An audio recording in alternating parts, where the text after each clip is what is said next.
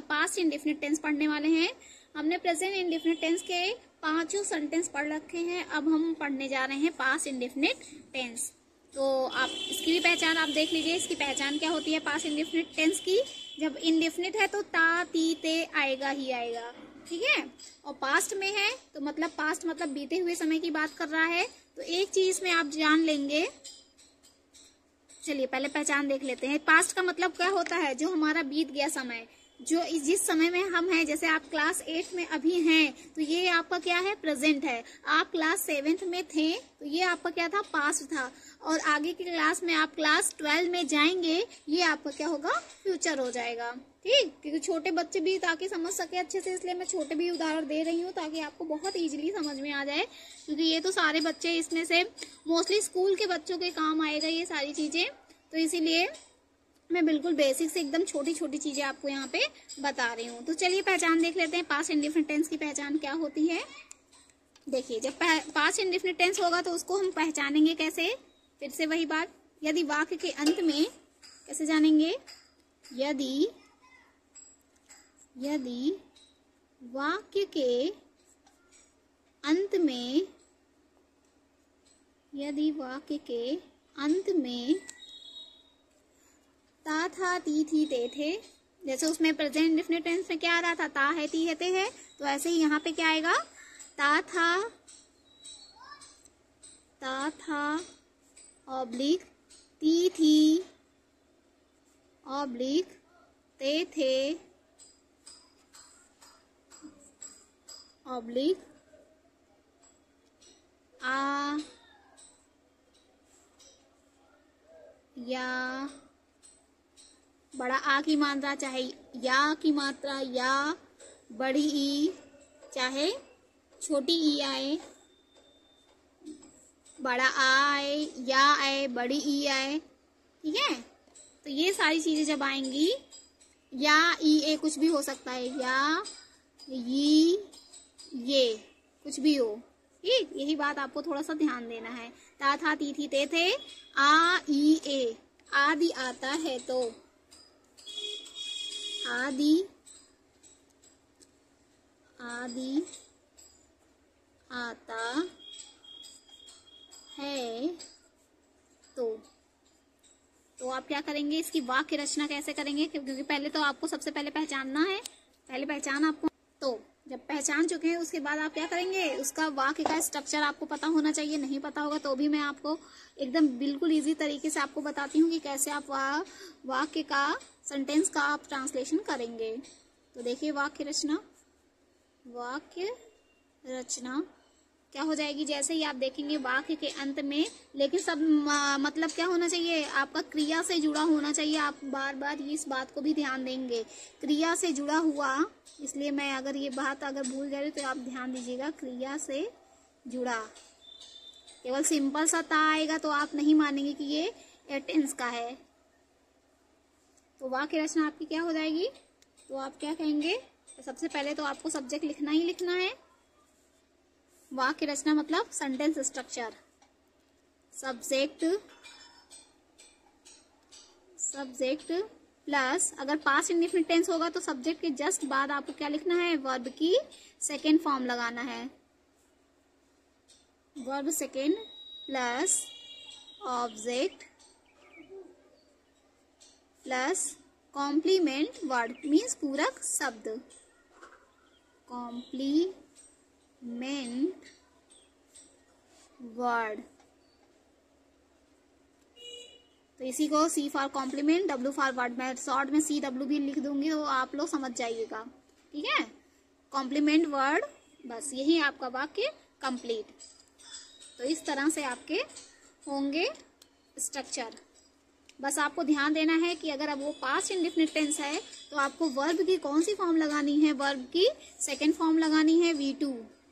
और ये मैंने सारी चीजें आपको, अगर आप एक भी वीडियो मिस करेंगे तो आपको बातें समझ में बिल्कुल नहीं आएंगी, इसलिए आप जो भी नहीं देखा होगा 20 से देखेगा तो बिल्कुल नहीं समझ में आएगा। तो आप लोग जो भी नया कैंडिडेट होगा वो पहले आप सारे वीडियो देख करके ही बिल्कुल लाइन से, तभी आपको सारी बातें बिल्कुल क्लियर हो जाएंगी।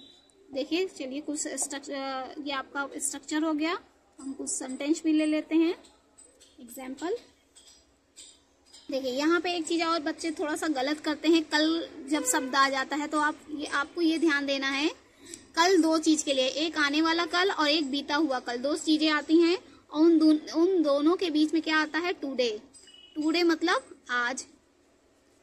आज की बात है, जो हमारे पास्ट में था तो वो क्या हो जाएगा, जो हमारा पास्ट में था। ये टुडे आपका क्या है, प्रेजेंट है। जब भी प्रेजेंट की बात होगी तो मतलब टुडे की बात होगी। प्रेजेंट मतलब टुडे। अगर पास्ट की बात होगी तो मतलब हम क्या लिखेंगे, बीते हुए कल को हम क्या कहते हैं, एस्टरडे कहते हैं। तो बास्ट एस्टरडे, इसके मीन्स भी कल होता है और टुमारो मीन्स भी कल होता है। तो आपको ये बात थोड़ा ध्यान देना। और स्पेलिंग बच्चे बहुत ज्यादा गलत करते हैं, तो आप लोग स्पेलिंग पे ध्यान दीजिएगा। टुमारो की स्पेलिंग क्या होती है, और ये क्या हो जाएगा, फ्यूचर का हो जाएगा। फ्यूचर में हम कल को क्या कहते हैं, टुमारो कहते हैं। TOMORROW। तो यही बच्चे स्पेलिंग गलत करते हैं, डबल आर नहीं लगाते वहां पे। TOMORROW होता है टुमारो, ठीक है। तो ये ध्यान देना है। अगर पास्ट इंडेफिनिट टेंस करेंगे तो कल के लिए हम एस्टरडे लगाएंगे। अगर फ्यूचर इंडेफिनिट टेंस, फ्यूचर की बात करेंगे तो हम कल के लिए क्या लगाएंगे, टुमारो लगाएंगे। तो आप हम लोग ऐसे एग्जाम्पल भी देखेंगे, क्योंकि बच्चे बहुत ज्यादा यहाँ पे गलती करते हैं, इसलिए मैं आपको बेसिक चीजें बिल्कुल पहले ही बता दे रही हूँ। तो एग्जाम्पल भी देख लेते हैं हम लोग।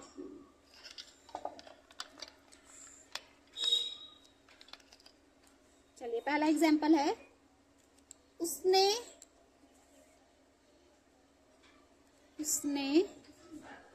मुझे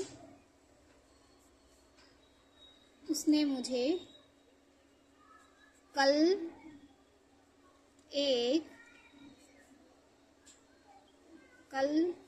एक पत्र लिखा। देखिए अब इसको कैसे पहचानेंगे कि ये कौन सा टेंस है। अब मैंने ये भी बताया, जरूरी नहीं ता था ती थी ते भी आएगा, और साथ में क्या आएगा, आ की मात्रा। देखिए यहाँ पे हमने लिखा है ना, देखिए बड़ा आ, तो ये लिखा में ये क्या है, बड़ा आ की मात्रा ही तो है, आ की मात्रा है। तो यही आपको ध्यान, आ का मतलब बड़ा की मात्रा में हम अगर सिंगल लाइन है, या है, बड़ी ही है, तो हम इसको क्या मानेंगे, प्रेजेंट पास्ट इंडेफिनिट टेंस मानेंगे। तो यहाँ पे आ की मात्रा लास्ट में आ रही है, तो ये क्या है आपका पास्ट इंडेफिनिट टेंस है। तो इसका ट्रांसलेशन कैसे करेंगे, तो उसने के लिए क्या होगा, तो आपको सब्जेक्ट की तरह यूज करना है। उसने मुझे कल एक पत्र लिखा। तो अब आपको कंफर्म हो गया कि ये मेल है कि फीमेल, लिखा है मतलब ये कोई मेल है। तो हम उसने के लिए क्या लगाएंगे, ही। ये आपका सब्जेक्ट, किसने लिखा या कौन लिखा, कौन या किसने से प्रश्न करते हैं तभी तो हमें सब्जेक्ट का पता लगता है। और ये सारी बातें मैंने आपको आगे बता रखी है। तो किसने पत्र लिखा, उसने क्या हो गया आपका सब्जेक्ट। तो यहाँ पे उसने के लिए हमने क्या लगा दिया, ही, लिखा। उसके बाद जब हमारा सब्जेक्ट का पता चल जाता है तो हम क्या लगाते हैं, वर्ब ढूंढते हैं। तो काम क्या हो रहा है, लिखने का हो रहा है। चूंकि ये पास्ट इंडेफिनिट टेंस है, इसलिए हम क्या करेंगे, वर्ब की सेकेंड फॉर्म यूज करेंगे। तो लिखना का क्या होता है, राइट, और राइट का सेकेंड फॉर्म क्या होता है, रोट होता है। तो यहाँ पे क्या हो गया, ही रोट, क्या लिखा, रोट, लिखने का हो गया। उसके बाद पत्र आ रहा है, wrote a letter, he wrote a letter मुझे के लिए क्या करेंगे, मी मीन्स मुझे, कल मैंने बताया, सॉरी आपको ये थोड़ा बताना है, मुझे के मी मीन्स मुझे, ठीक। ही रोट अ लेटर, अब मुझे, तो आप किसी के साथ रिलेशन दिखा रहे हैं कि उसने मुझे पत्र लिखा। तो यहाँ पे हम क्या करते हैं, तो हम जब हमें रिलेशन दिखाना होता है तो हम उसको किससे जोड़ते हैं, किसी प्रीपोजिशन से जोड़ते हैं, ठीक। तो he wrote a letter to me, किससे लिखा, मुझे लिखा या मुझको, ठीक, टू मी। तो यहाँ पे जब आपका कोई आपका सजीव पर्सन, कोई व्यक्ति आता है तो उसके साथ जब हम रिलेशन दिखाते हैं, तो उसको जब सजीव का निर्जीव से रिलेशन दिखाते हैं तो हम उसके बीच में क्या करते हैं, टू का रिलेशन दिखाते हैं, उसको हम टू से जोड़ते हैं। तो पत्र लिखा जाता है किसको, उसे। तो यहाँ पे ये क्या हो गया, ये सजीव चीजें हो गई, और ये क्या हो गई, डायरेक्ट और इनडायरेक्ट ऑब्जेक्ट का नाम अगर आप लोग सुने होंगे तो ये भी मैंने आपको ऑब्जेक्ट में डिटेल में बता दिया है, डायरेक्ट ऑब्जेक्ट और इनडायरेक्ट ऑब्जेक्ट। ठीक, तो डायरेक्ट ऑब्जेक्ट और इनडायरेक्ट ऑब्जेक्ट, तो यहाँ पे मैंने क्या बताया था, जब मैंने सब्जेक्ट वर्ब ऑब्जेक्ट वाला जो पूरा वीडियो बनाया है उसमें मैंने बताया था कि जो आपकी निर्जीव चीजें होती हैं उसे हम क्या कहते हैं, डायरेक्ट ऑब्जेक्ट। तो यहाँ पे लेटर आपका क्या हो गया, ये डायरेक्ट ऑब्जेक्ट हो गया। ठीक, ये आपका क्या है, डायरेक्ट ऑब्जेक्ट। यहाँ पे दो दो ऑब्जेक्ट हो रहे हैं, पैसिव वॉइस में आपको ऑब्जेक्ट क्लियर होगा बहुत अच्छे से। अगर आप यहाँ पे नहीं पहचानेंगे तो पैसिव वॉइस करने में आपको दिक्कत होगी।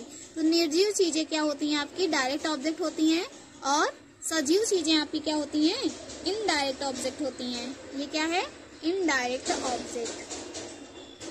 ठीक, और मैंने ऑब्जेक्ट वाली वीडियो में ये आपको फुल डिटेल में आपको बताया है। यहाँ पे क्या लिखा, पत्र लिखा, किसको लिखा, क्या और किसको से प्रश्न करने पर जो हमें आंसर मिलता है वही आपका ऑब्जेक्ट होता है। वाक्य का पता, ऑब्जेक्ट का पता वाक्य में क्या और किसको और कहाँ से प्रश्न करके ही ऑब्जेक्ट का पता लगाते हैं, है ना। तो ये बात आपको ध्यान में रखना है। तो जब भी हम इनडायरेक्ट ऑब्जेक्ट को डायरेक्ट ऑब्जेक्ट से जोड़ते हैं तब हम उनके बीच में क्या करते हैं, टू से उसको, टू प्रीपोजिशन से उनको जोड़ते हैं। इस बात को आप लोग ध्यान दीजिएगा बहुत अच्छे से। तो आई होप ये छोटी सी बात आपको समझ में आई होगी, और बहुत जरूरी है इस चीज को समझना। नहीं तो आप लोग यहाँ पे गलत कर देंगे। ठीक है, तो he wrote a letter to me, और अब बचा क्या, उसने मुझे लिखा। लास्ट में हम क्या करते हैं, जो आज या कल की जो भी जिस चीज का भी आपको ट्रांसलेट करना होगा उसको सबसे बाद में किया जाता है। ठीक है, तो ही रोट अ लेटर, किसे लिखा, मुझे लिखा। तो डायरेक्ट ऑब्जेक्ट का इनडायरेक्ट ऑब्जेक्ट से रिलेशन दिखाने के लिए हमने टू प्रीपोजिशन को यूज किया है। उसके बाद बचा आपका क्या, कल बचा है। तो चूंकि हम पास्ट इंडेफिनिट पढ़ रहे हैं इसलिए हम कल के लिए क्या लगाएंगे, एस्टरडे। ठीक, एकदम सारी बातें मैंने यहाँ पे क्लियर कर दी बहुत ही अच्छे तरीके से। तो आप लोग जब होमवर्क दूं तो मुझे, आप लोग किसी का कमेंट नहीं आ रहा है, आप लोग प्लीज मेहनत कीजिए, तभी बहुत अच्छे से टेंस आपको समझ में आएगा। चलिए नेक्स्ट क्वेश्चन देख लेते हैं।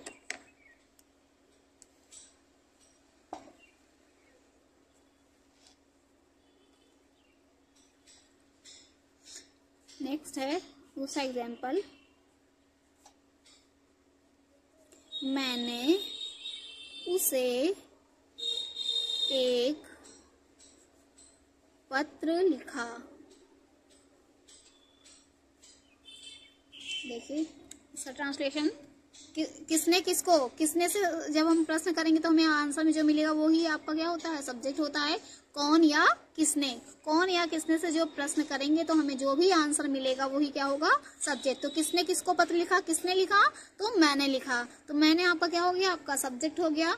तो मैंने के लिए मैं क्या लगाएंगे, आई मीन्स मैं या मैंने दोनों का ही काम करेगा, मैंने, आई।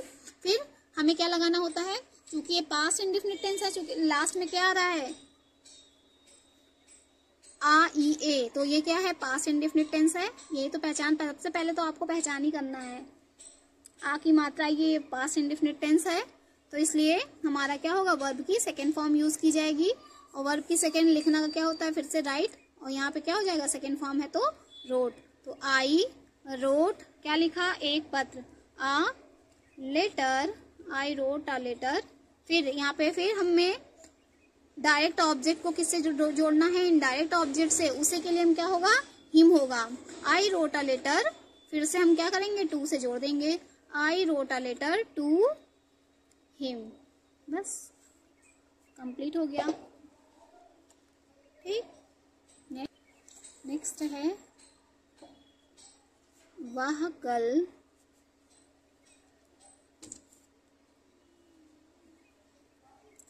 कल अपनी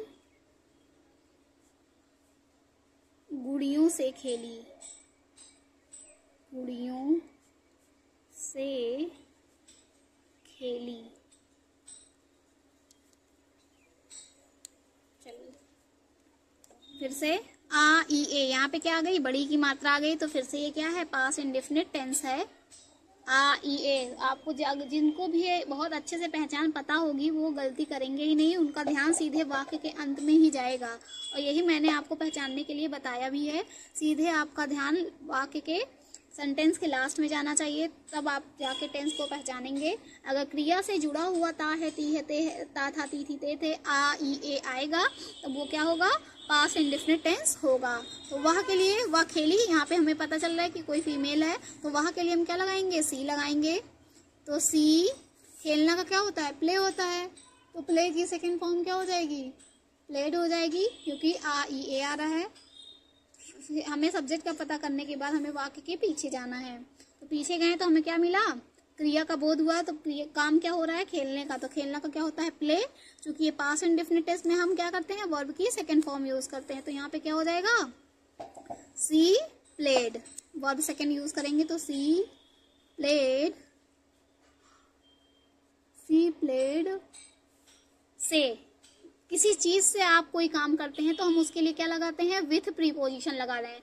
क्योंकि हम लोग जानते हैं शुरू से कि फ्रॉम मीन से होता है, लेकिन हर जगह फ्रॉम का यूज नहीं होता। जब आप किसी चीज से कोई काम करते हैं तो हम उसके लिए क्या लगाते हैं, विथ लगाते हैं। जैसे चाकू से सेब काटना, तो विथ नाइफ हो जाएगा, ठीक है। तो ऐसे ही गुड़ियों से खेलना, तो हम किसी के साथ काम कर रहे हैं, तो यहाँ पे हम क्या यूज करते हैं, प्रीपोजिशन विथ यूज करते हैं।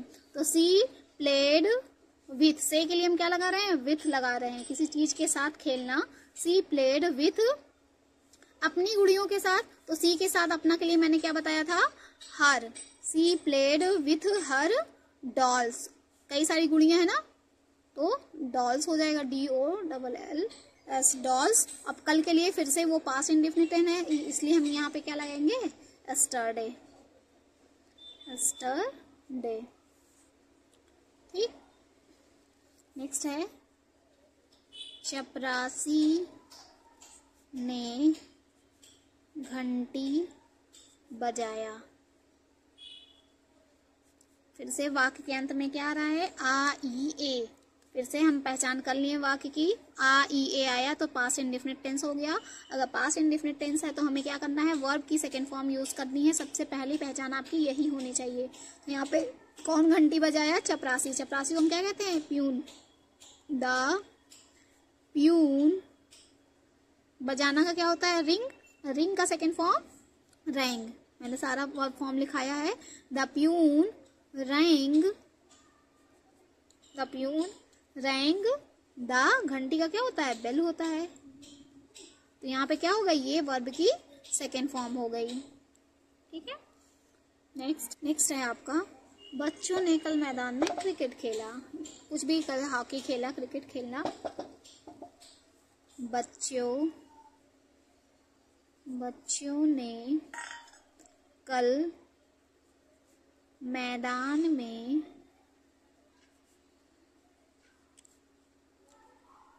क्रिकेट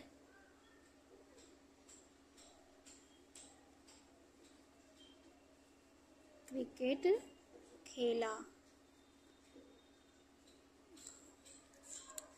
तो इसको क्या हो जाएगा, किसने, तो कौन, किसने से जब हम करेंगे तो यहाँ पे क्या हो जाएगा, चिल्ड्रेन, बच्चों के लिए चिल्ड्रेन।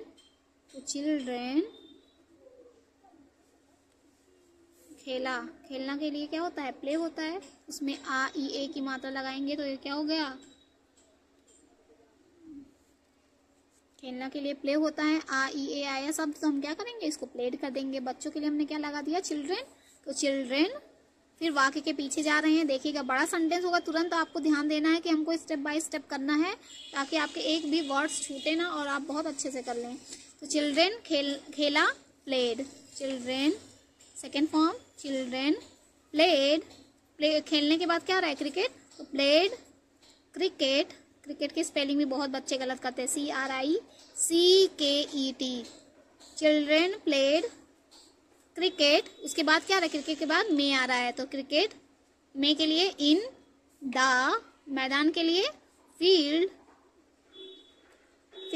उसके बाद क्या बचा, कल बचा। तो कल के लिए क्या हो जाएगा, चूंकि हम पास्ट पढ़ रहे हैं इसलिए यहाँ पे क्या हो जाएगा, एस्टरडे हो जाएगा, एस्टरडे। तो आई होप आपको बहुत अच्छे से समझ में आ गया होगा। तो ये पास्ट इंडेफिनिट टेंस का हम क्या पढ़ रहे थे, अफर्मेटिव सेंटेंस पढ़ रहे थे। सीधे सीधे वाक्य को हम क्या कहते हैं, अफर्मेटिव सेंटेंस। ये क्या था, पास्ट इंडेफिनिट टेंस का कौन सा सेंटेंस था, अफर्मेटिव सेंटेंस। तो यहाँ पे लिख लेते हैं, ये कौन सा सेंटेंस था आपका, अफर्मेटिव सेंटेंस था। अफर्मेटिव सेंटेंस, इसी को हम क्या कहते हैं, साधारण वाक्य। साधारण वाक्य। तो अब हम क्या कर रहे हैं, इसका हम नेगेटिव सेंटेंस देख लेते हैं। तो सेम ऐसे ही रहेगा, बस आपको क्या ध्यान देना है कि जैसे हमने वहां पे वर्ब फिफ्थ या वर्ब फर्स्ट के स्थान पे हमने क्या लगाया था, उसको डू या डस की तरह पे हमने यूज किया था। ऐसे ही डू का सेकेंड फॉर्म क्या होता है, आप सबको पता होगा कि डू का सेकेंड फॉर्म क्या होता है, डिड होता है। तो ऐसे ही यहाँ पे क्या हो जाएगा, सिर्फ डिड का यूज हो जाएगा, बाकी सब एज इट इज रहेगा। तो हम क्या देख लेते हैं, पास्ट इंडेफिनिट टेंस का निगेटिव सेंटेंस। देखिए यहाँ पे हेडिंग डाल लेते हैं पहले, पास्ट इंडेफिनिट टेंस का निगेटिव सेंटेंस। तो देखिए जो अभी आपने पास्ट इंडेफिनिट टेंस के लिए पहचान पढ़ा है, सेम एज इट इज रहेगा, इसलिए मैं बार बार पहचान नहीं लिख रही हूँ। तो उसका निगेटिव सेंटेंस के लिए आपका स्ट्रक्चर क्या हो जाएगा, वाक्य रचना। तो वो मैं आपको बस लिख दे रही हूँ, ठीक है, वाक्य रचना। तो पास्ट इंडेफिनिट टेंस का निगेटिव सेंटेंस बनाने के लिए आपका वाक्य रचना क्या हो जाएगा, तो आप उसको कैसे देखेंगे। देखिए सबसे पहले आपको वाक्य रचना में, किसी भी वाक्य रचना में सब्जेक्ट तो पहले रहेगा। तो ये आपका क्या हो गया, सबसे पहले सब्जेक्ट हो गया। चूंकि हमें निगेटिव बनाना है तो हमें पता है कि डू का सेकेंड फॉर्म क्या होता है, पास्ट में हम सेकेंड फॉर्म का ही यूज करते हैं। तो डू का सेकेंड फॉर्म क्या होता है, डिड होता है। तो हमें डू नॉट के साथ ही हमें क्या लगाना होता है, चूंकि निगेटिव में हमें क्या डू नॉट या डिड नॉट या do not, does not, did not. तो डू का सेकेंड फॉर्म डिड होता है, तो हम इसको सिंपल नॉट ना लगा करके हम क्या करेंगे, डिड के साथ तब हम नॉट लगाएंगे। तो did not, subject plus did not. उसके बाद हमें क्या लगाना है, वर्ब की फर्स्ट फॉर्म लगानी है। देखिए अब ये यहीं पे आपको थोड़ा सा समझना है कि पास्ट तो है, पास्ट इंडेफिनिट टेंस होते हुए भी हमें, चूंकि यहाँ पे हम सेकेंड फॉर्म यूज कर ले रहे हैं, इसलिए उसके बाद हमारा क्या हो जाएगा, वर्ब की फर्स्ट फॉर्म। जैसे कि आप प्रेजेंट इंडेफिनिट टेंस में भी कर रहे थे कि डू या डज, जब वर्ब की पांचवी फॉर्म तो ही हम प्रेजेंट इंडेफिनिट टेंस में यूज करते थे। तो वहाँ पे हम क्या कर रहे थे, जब हम निगेटिव बनाए थे तो डू नॉट या डज नॉट यूज करने के बाद हम वहाँ पे भी वर्ब फर्स्ट कर दे रहे थे। तो सेम एज इट इज यहाँ पे वर्ब सेकेंड करने के बाद डू का सेकेंड फॉर्म डिड होता है, तो डिड कर दिया और उसके साथ नॉट लगाने के बाद हम यहाँ पे क्या करेंगे, आगे वर्ब की फर्स्ट फॉर्म यूज करेंगे। तो यही आपको थोड़ा सा ध्यान देना है। जब पास्ट इंडेफिनिट टेंस का सिंपल अफर्मेटिव सेंटेंस होगा तब तो वर्ब सेकेंड फॉर्म यूज करेंगे, लेकिन जब हम निगेटिव लगाएंगे, निगेटिव सेंटेंस बनाएंगे, तो हमारा यहाँ पे क्या हो जाएगा, डिड हो जाएगा। उसके बाद हमारी वर्ब की फर्स्ट फॉर्म हो जाएगी। तो subject plus did not plus verb first, उसके बाद क्या आता है आपका, वर्ब के बाद आपका डायरेक्ट क्या आता है, ऑब्जेक्ट आ जाता है। और ऑब्जेक्ट के बाद आपका होता है कॉम्प्लीमेंट वर्ड, और उसके बाद बस खत्म।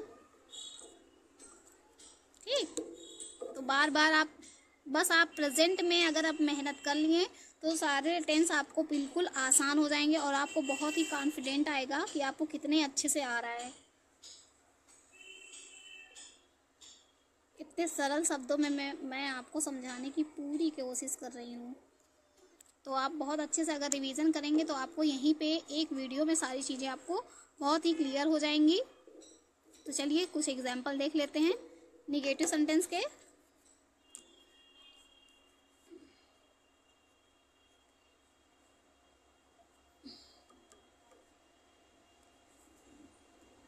मैंने कल एक शेर देखा। मैंने कल एक शेर देखा। फिर से पहचान करेंगे कि निगेटिव सेंटेंस तो है, लेकिन किस टेंस का निगेटिव सेंटेंस है, क्या ये कोई टेंस है। तो आप कहेंगे हाँ, वाक्य के अंत में आ की मात्रा आ रही है तो मतलब आ ई ए अगर वाक्य के अंत में आता है तो वो पास्ट इंडेफिनिट टेंस है। अगर ये पास्ट इंडेफिनिट टेंस है तो हमें क्या करना है, वर्ब की सेकेंड फॉर्म यूज करना होता है। लेकिन चूंकि ये निगेटिव है, इसको निगेटिव करना है ना, मैंने कल एक शेर नहीं देखा। नहीं कर दीजिए ना, क्योंकि निगेटिव पढ़ रहे हैं। मैंने कल एक शेर नहीं देखा, क्योंकि हम निगेटिव बनाने जा रहे हैं पास्ट इंडेफिनिट टेंस का, इसलिए हमें यहाँ पे क्या यूज करना होगा, डिड नॉट यूज करना होगा। तो मैंने के लिए क्या लगाएंगे, आई। देखना का क्या होता है, सी होता है, और सी का सेकेंड फॉर्म क्या होता है, सा। जिसको नहीं पता होगा, सी मीन्स क्या होता है, देखना, ये हो गई वर्ब की फर्स्ट फॉर्म। सेकेंड फॉर्म क्या हो जाएगी, CSAW, सा, अगर मैंने नहीं बताया होगा। वर्ब की थर्ड फॉर्म क्या हो जाएगी, सीन, सी सा सीन। वर्ब फोर्थ, सीइंग, सी सा सीन, सीइंग और सीज।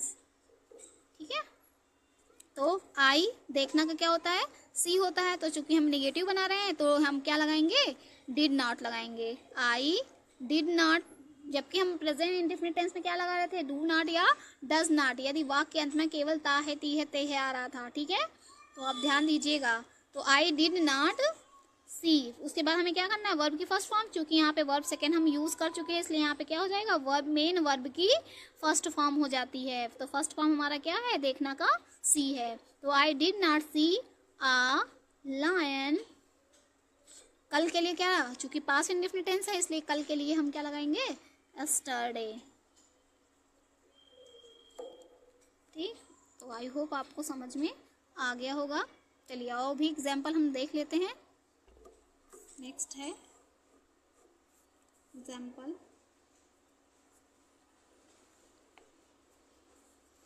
उसने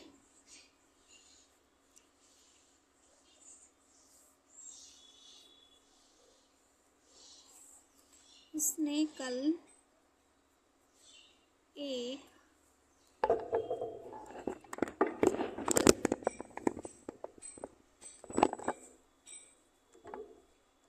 उसने कल एक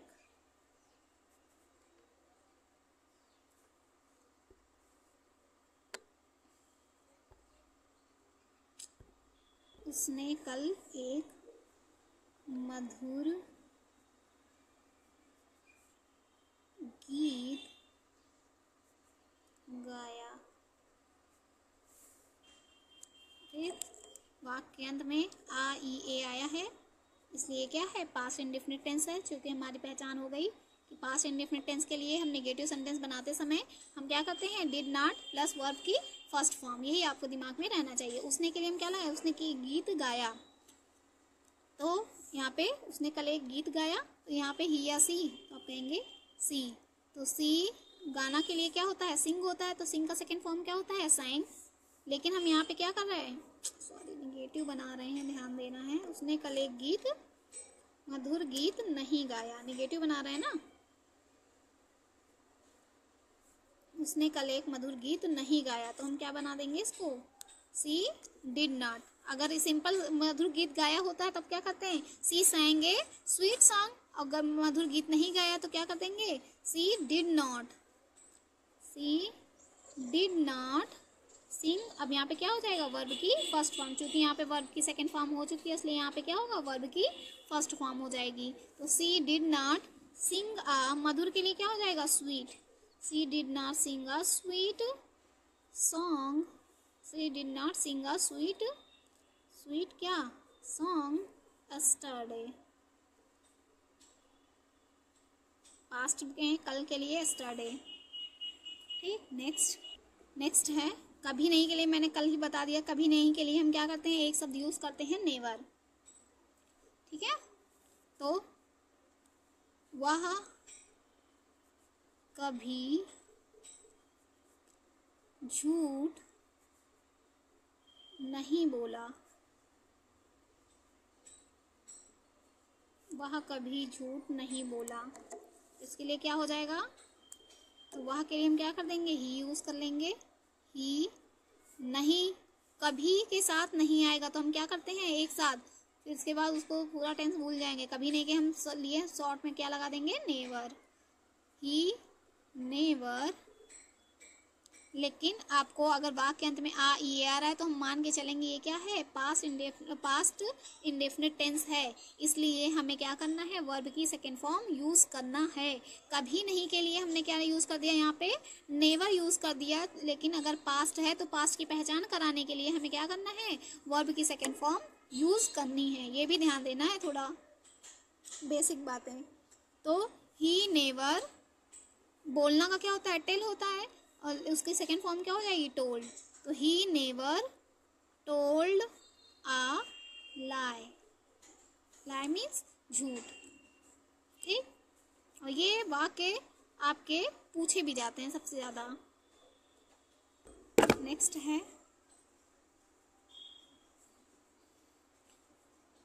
हम कल लखनऊ गए, हम कल लखनऊ गए। आ ई ए कुछ भी आएगा तो हमारा क्या हो जाएगा, आ ई ए। गए चाहे आप ऐसे लिखिए चाहे ऐसे भी तो लिख सकते हैं, गए, ठीक। आ ई ए आएगा तो वो क्या होगा, पास्ट इंडेफिनिट टेंस होगा। तो अगर ये पास्ट इंडेफिनिट टेंस है तो हमारा क्या होगा, वर्ब की सेकेंड फॉर्म यूज होगी। हम कल लखनऊ, क्योंकि हम नेगेटिव पढ़ रहे हैं तो नहीं भी होगा, हम कल लखनऊ गए। अगर यही होता तो हमारा वाक्य क्या बनता, हम कल लखनऊ गए।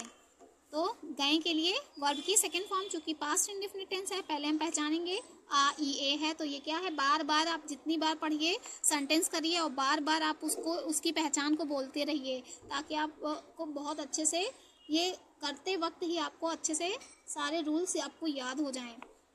तो हम कल लखनऊ गए, आ, यदि वाक्य के अंत में आ ई ए आता है तो वो क्या है, पास्ट इंडेफिनिट टेंस है। और पास्ट इंडेफिनिट टेंस में वर्ब की सेकेंड फॉर्म यूज की जाती है। इतनी बातें आप, मैं तो कहूँगी हर सेंटेंस को करते वक्त बोलिए, तभी आपको अच्छे से दिमाग में, एक ही वीडियो में देखते समय आपको सारी चीज़ें याद हो जाएंगी। तो हम के लिए क्या हो जाएगा, वी। गए के लिए, जाना के लिए गो होता है, तो लेकिन ये पास्ट है तो इसलिए क्या हो जाएगा, वेंट। वर्ब की सेकेंड फॉर्म यूज करेंगे तो वी वेंट, जैसे गो के बाद टू लगाते हैं वैसे वेंट के बाद भी टू लगाएंगे। We went to Lucknow, LUCK, Lucknow, yesterday, yesterday। तो ये तो है आपका अफर्मेटिव सेंटेंस। अगर हमें इसी का निगेटिव बनाना है तो आप क्या करेंगे, क्योंकि यहाँ पे वर्ब सेकंड है और वर्ब सेकंड का हमने क्या बताया, अगर जब भी वर्ब सेकंड आए और उसका निगेटिव सेंटेंस बनाना हो तो हम क्या करेंगे, निगेटिव बनाते समय हम यहाँ पे डिड नॉट यूज कर देंगे। तो यहाँ पे निगेटिव इसका क्या हो जाएगा, वी डिड नॉट। अब वेंट का फर्स्ट फॉर्म क्या होता है, गो होता है, तो यहाँ पे गो हो जाएगा। यहाँ पे चूंकि हमारा वर्ब सेकंड हो गया इसलिए हमें यहाँ पे क्या करना है, वर्ब की फर्स्ट फॉर्म लगा देनी है। तो we did not go to. और ऐसे चेंज करने को भी आता है, आप तो ध्यान दीजिएगा। अफर्मेटिव से निगेटिव बनाइए, निगेटिव से आप अफर्मेटिव बनाइए, तो सारी चीज़ें पूछी जाती हैं। इसलिए आपको बहुत ही बारीकी से चीज़ों को ध्यान में रख करके सारी चीज़ें आपको समझनी है। तो we did not go to Lucknow yesterday। अब जब आप फ्यूचर इंडेफिनिट टेंस पढ़ लेंगे तब आपको थोड़ा सा कल के लिए कंफ्यूजन बहुत बच्चों को होने लगता है। जो छोटी सी बातें ध्यान देंगे कि ये प्रेजेंट पास्ट में कल कह रहा है कि फ्यूचर में कल की बात कर रहा है, तब आप कभी गलती नहीं करेंगे। क्योंकि अभी तो आप पास्ट पढ़ रहे हैं इसलिए आप बता ले रहे हैं कि हाँ yesterday कल के लिए लगाना है आँख बंद करके, ठीक है। चलिए एक मैं 5 एग्जाम्पल में सब में लेके आपको होमवर्क दूंगी करने को। चलिए नेक्स्ट है,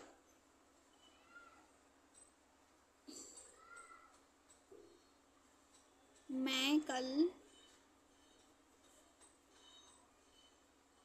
उसके साथ स्कूल नहीं गई।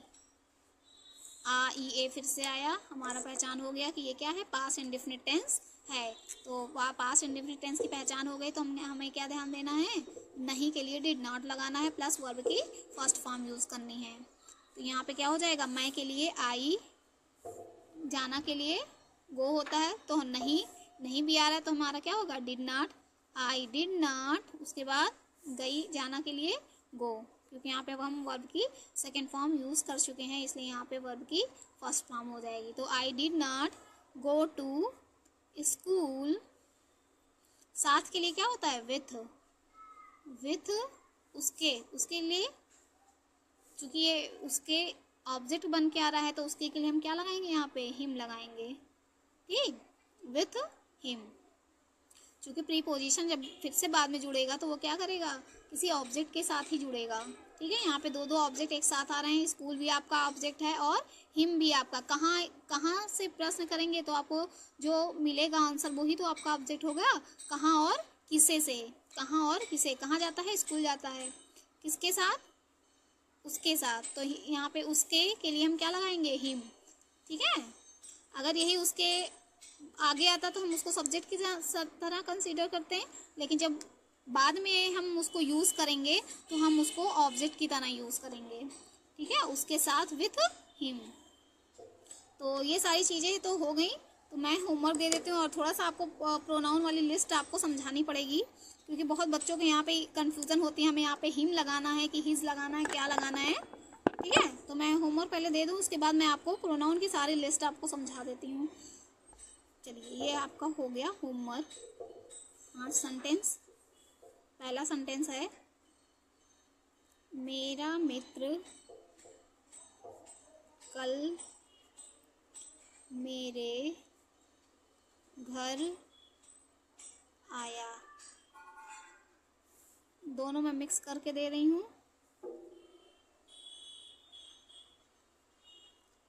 लड़कियों ने कल गाना नहीं गाया।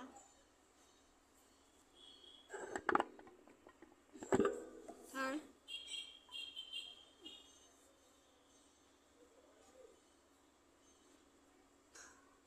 उसने कभी झूठ नहीं बोला।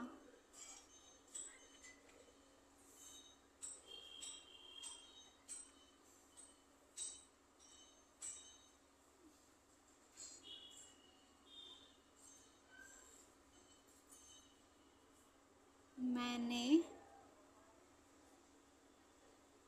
पेड़ पर एक चिड़िया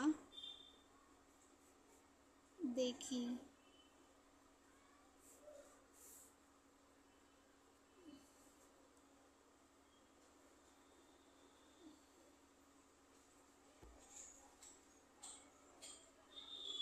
वह मेरे पिता के साथ दिल्ली गया। तो ये आपके होमवर्क हो गए। इतना तो आप लोग कर लीजिएगा, चीज़ें थोड़ी सी क्लियर हो जाएंगी। आपने जितने भी रूल्स को सीखा है वो सारी चीज़ें आप यहाँ पे अप्लाई करेंगे। तो ये आज की वीडियो में इतने सारे टॉपिक्स हो गए हैं। तो मैं थोड़ा सा आपको प्रोनाउन भी समझा देती हूँ। कुछ बच्चों को जो कन्फ्यूज़न होती है, तो प्रोनाउन वाली लिस्ट आप लोग देख लीजिए पहले। तो देखिए, इसमें आपको समझना क्या है। सबसे पहले आपको, बहुत सारे बच्चों को सबकी स्पेलिंग नहीं पता कि इसके मीन्स क्या होता है, वो छोटे क्लास के बच्चे होंगे, लेकिन टेंस तो सभी बच्चों के लिए इम्पॉर्टेंट है। आपके क्लास 2nd 3rd से ही स्टार्ट हो जाते हैं, तो इतनी बेसिक बातें आपको पता होनी चाहिए। तो देखिए, कितने पर्सन होते हैं, 3 पर्सन होते हैं, first person, second person and third person. तो आपसे पूछा जाता है, कभी कभी पूछ भी लिया जाता है, फर्स्ट पर्सन में क्या क्या आता है। तो आप कहेंगे फर्स्ट पर्सन में 2 लोग आते हैं, कौन कौन से, आई और वी, जिसे हम क्या कहते हैं, सब्जेक्ट। आई और वी क्या करें, एज अ सब्जेक्ट यूज किए जाते हैं। उसी को हम नॉमिनेटिव या फिर सब्जेक्टिव फॉर्म भी कहते हैं। Possession form, possessive form means, possession means क्या होता है, अपना अधिकार। जैसे कि हम किसी चीज़ पे जब हम अपना अधिकार, जैसे ये कलम मेरी है, तो हम क्या कर रहे हैं, हम उस पेन पर अपना अधिकार दिखा रहे हैं कि ये मेरी है। तो माइन मीन्स मेरी, माई मीन्स मेरा, ठीक। मैंने उसके साथ उसका अर्थ भी लिख दिया है। तो पसेशन मीन्स क्या होता है, किसी चीज़ पर अपना अधिकार जमाना, ठीक है। तो पसेशन मीन्स क्या होता है, अधिकार। तो ये मेरी पेन है, तो यहाँ पे मेरी क्या हो गई, आपका पसेसिव फॉर्म हो गया, माई या माइन आपका पसेसिव फॉर्म हो गया। तो टेस्ट सीटेड में आपसे ये पूछा जाता है कि ये कौन सा फॉर्म है, पसेशन फॉर्म, पसेसिव फॉर्म है, सब्जेक्टिव है, रिफ्लेक्सिव केस है, क्या है, ठीक है। तो इतनी बातें आपको पता होनी चाहिए। तो माइन, माइन मीन्स मेरी भी होता है, माई मीन्स भी मेरा होता है, ठीक है। तो माइन मीन्स मेरी या मेरा, और माई मीन्स मेरा सबको पता ही होगा, आई मीन्स मैं होता है। तो सब्जेक्ट के रूप में आई जो यूज होगा, तो आई मीन्स मैं, उसी का पसेशन फॉर्म क्या होता है, माई और माइन। तो आई के साथ जब हम पसेशन फॉर्म में यूज करेंगे अपना के लिए, आई के साथ अपना के लिए क्या यूज करेंगे, हम माई यूज करेंगे, ठीक है। अगर उसको हम ऑब्जेक्ट की तरह यूज करेंगे तो ऑब्जेक्ट, आई का ऑब्जेक्ट क्या होता है, मी, जो कि आपको वो जब आप पैसिव वॉइस सीखेंगे और नरेशन सीखेंगे, जिसे हम डायरेक्ट इनडायरेक्ट स्पीच कहते हैं, उसमें ये सारी चीज़ें बहुत ही आपको बहुत ही इम्पॉर्टेंट रोल आपको निभाएंगे वहाँ पे। और खैर वैसे भी टेंस में भी तो आपको तो बार बार पूछ ही रहा है कि आई के साथ अपना के लिए क्या लगाना है, आई के साथ ऑब्जेक्ट जब यूज़ करेंगे तब क्या यूज़ करेंगे। तो ये बेसिक बातें आपको पता होनी चाहिए। तो जब आपका सब्जेक्टिव केस क्या है, आई है, तो उसका पसेसिव केस क्या होता है, माई और मी, माइन होता है। और उसका ऑब्जेक्टिव मतलब उसका आई का ऑब्जेक्ट क्या होता है, तो आप कहेंगे मी, मी मीन्स क्या होता है, मुझे होता है। तो फर्स्ट पर्सन में चूंकि दो लोग होते हैं, दो कौन कौन से, दो फॉर्म कौन कौन से होते हैं, आई और वी। तो वी का पसेसिव केस क्या होता है, आवर, आवर मीन्स क्या होता है, वी मीन्स हम, तो आवर मीन्स हमारा, ठीक है। तो आवर मीन्स क्या होता है, हमारा। तो आवर के साथ आवर्स भी आता है। जब आवर्स आएगा तो वो क्या होगा, पसेसिव फॉर्म होगा। अगर माइन होगा तो वो भी पसेसिव फॉर्म। तो आपसे अगर पूछा जाए कि माइन किसका पसेसिव फॉर्म है, तो आप कहेंगे आई का पसेसिव फॉर्म है, ठीक। तो आवर्स रहेगा, तो आवर्स किसका पसेसिव फॉर्म है, तो आप कहेंगे वी का पसेसिव फॉर्म है। वी के साथ अपना के लिए हम क्या यूज करेंगे, जब हम ट्रांसलेशन करेंगे तो वी के साथ अपना के लिए हम आवर यूज करेंगे। और वी का ऑब्जेक्ट क्या होता है, तो क्या होता है, आप क्या कहेंगे, अस, अस मीन्स क्या होता है, हमें, ठीक। तो आप अगर आपको हिंदी में उसके मीन्स पता है तो आप बहुत अच्छे ट्रांसलेशन में यूज़ कर सकते हैं। और बाकी तो आपको पता ही होना चाहिए। तो वी का पसेसिव फॉर्म क्या होता है, उसका ऑब्जेक्टिव फॉर्म क्या होता है। तो ये एक बार आपको लिस्ट ये पूरी याद कर लेनी होगी, तो बहुत ही आसान हो जाएगा। सब में आपका पैसिव वॉइस सीखेंगे तब भी काम आएगा, नरेशन सीखेंगे तब भी, और ट्रांसलेशन करेंगे तब भी। तो ट्रांसलेशन में इस तरीके से काम आएगा कि आपको सारे मीन्स यहाँ से पता हो जाएंगे। तो सेकेंड पर्सन में केवल एक ही सब्जेक्टिव फॉर्म होता है, कौन होता है, यू। यू मीन्स तुम और आप दोनों ही होता है। तो यू का पसेसिव फॉर्म क्या होता है, योर, और उसी का पसेसिव फॉर्म क्या होता है, योर्स भी होता है, ठीक है। तो यू का ऑब्जेक्ट यू ही होता है, ये भी ध्यान देंगे। और ये कैसे वाक्य में यूज किया जाएगा उस हिसाब से आपको पता चलेगा कि ये यू ऑब्जेक्ट बन के आ रहा है कि ये वाला यू सब्जेक्ट बन के आ रहा है। तो आपका सेंटेंस पे डिपेंड करेगा कि कौन सा यू आपका सब्जेक्ट है और कौन सा यू आपका ऑब्जेक्ट होगा। तो आगे ऐसे सेंटेंसेस आएंगे जो आपको क्लियर कराएंगे। तो यू मीन्स तुम या आप होता है, लेकिन अगर यू ऑब्जेक्ट की तरह यूज होगा तो वो उसी यू मीन्स क्या हो जाएगा, तुम्हें हो जाएगा। अस मीन्स हमें, मी मीन्स मुझे, और यू मीन्स तुम्हें। लेकिन जब ये यू ऑब्जेक्ट की तरह यूज होगा तब उस यू मीन्स क्या हो जाएगा, तुम्हें हो जाएगा। नेक्स्ट है आपका थर्ड पर्सन। तो थर्ड पर्सन प्रोनाउन क्या होते हैं, ये सारे आपके क्या है, प्रोनाउंस, जो कि प्रोनाउंस किसे कहते हैं, जो नाउन के स्थान पे यूज किए जाते हैं।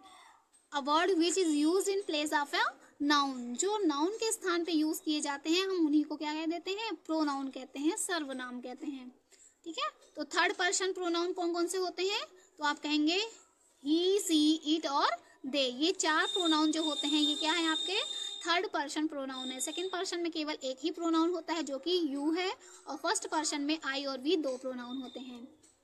तो थर्ड पर्सन प्रोनाउन आपका क्या है, ही मीन्स वह, और ही मेल के लिए यूज होता है, सी फीमेल के लिए होता है, और उन दोनों का मीन्स क्या होता है, वाह ही होता है। और इट क्या होता है, इट मीन्स इस होता है, जो कि बेजान वस्तुओं के लिए यूज होता है, या फिर नेचुरल चीजों के लिए कह सकते हैं, जैसे सन, ठीक। तो हम इसके लिए क्या यूज कर देंगे, इट, ठीक। छोटी और बेजान चीजों के लिए हम क्या यूज करते हैं, इट यूज करते हैं।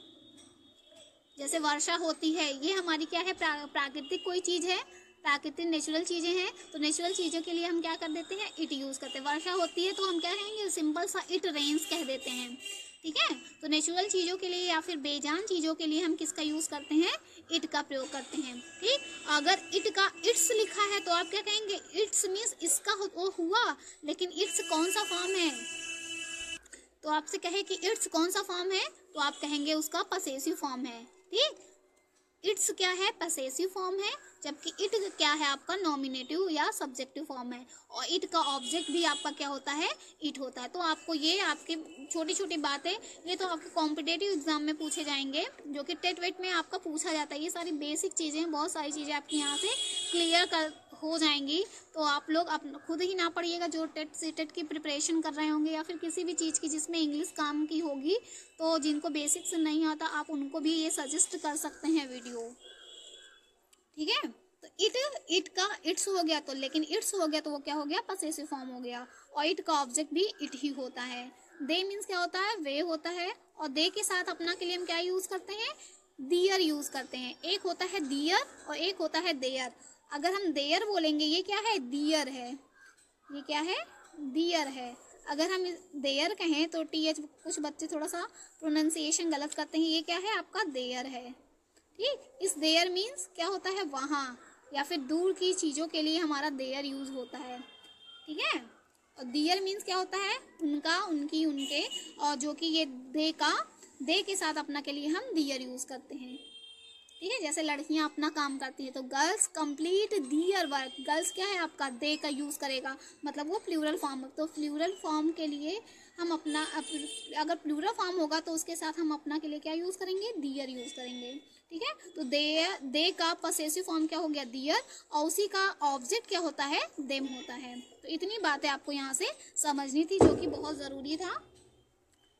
नहीं तो बच्चों को बहुत कंफ्यूज, उसे के लिए क्या यूज़ करें, तुम्हें के लिए क्या यूज़ करें, सबको बहुत ही प्रॉब्लम होती है। ठीक है, तो देखिए वही चीज़ है, तो यहाँ पे मैंने कुछ और एक फॉर्म जोड़ दिया है, क्योंकि ये रिफ्लेक्सिव फॉर्म कभी कभी आपको नरेशन में पूछा जाता है, इसलिए मैंने सोचा कि आपको ये भी बता दूँ।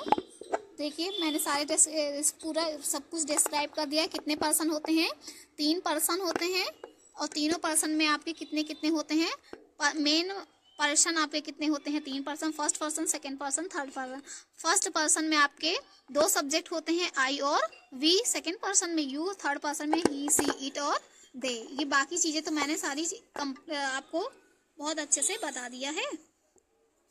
ठीक है, तो बचा आपका क्या, रिफ्लेक्सिव फॉर्म। रिफ्लेक्सिव में क्या होता है, माई सेल्फ, मतलब खुद का। इसके मीन्स क्या होता है, स्वयं ही। आई माई सेल्फ, मैं खुद ही अपने सारे काम करती हूँ, तो इसका क्या हो जाएगा, I myself do my work, मैं खुद ही, स्वयं ही।